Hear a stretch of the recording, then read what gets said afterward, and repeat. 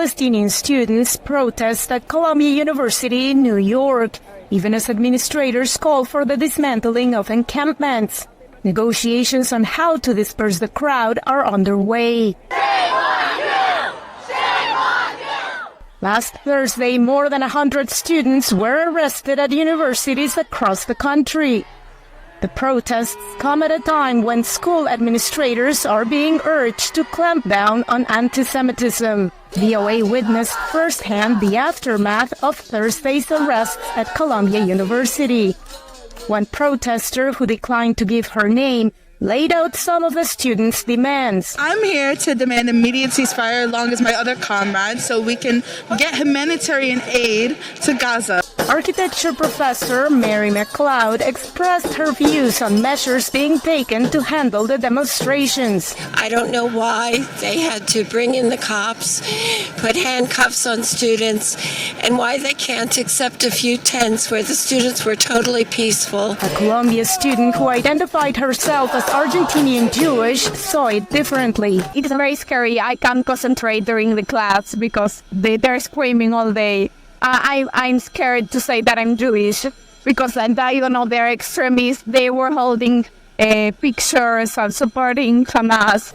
Protests have continued to spread to other campuses in the United States. On Tuesday, a tent camp was erected at the University of California, Berkeley, in a show of support for those arrested at Columbia and Yale universities on Monday. In the nation's capital, students at the American University protested internal policies they say resulted from the pro-Palestinian demonstrations nationwide and already curtailed their freedom of expression. It's a new policy, a new directive, which banned indoor protest, which AU has a long history of having indoor protests. It also restricted flyering and what type of materials can be posted around campus and who can do it. In a statement to VOA, the American University said the directives were implemented to support the safety and sense of belonging for students, and that it will continue to support the rights and responsibilities of free expression. Politicians have also weighed in. Republican House Speaker Mike Johnson called for the resignation of the president of Columbia University, Munir Shafik,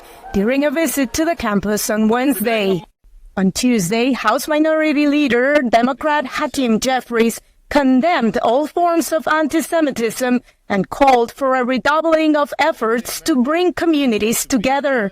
After giving remarks on Earth Day on Monday, President Joe Biden told reporters he condemns anti-Semitic protests and, quote, those who don't understand what's going on with the Palestinians. One expert on religion and conflict says academic institutions need places where students can have meaningful discussions. One needs to be very careful about talking about sides and recognize that there are some issues about justice that bring together Jewish, Muslim, Palestinians, Christian students to that space of protest. And indeed, the issue is that there is a deep confusion in how to define anti-Semitism. Meanwhile, the death toll in Gaza has surpassed more than 34,000, according to Gaza's health ministry.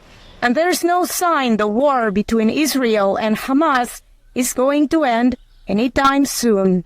Veronica Balderas Iglesias, VOA News, Washington.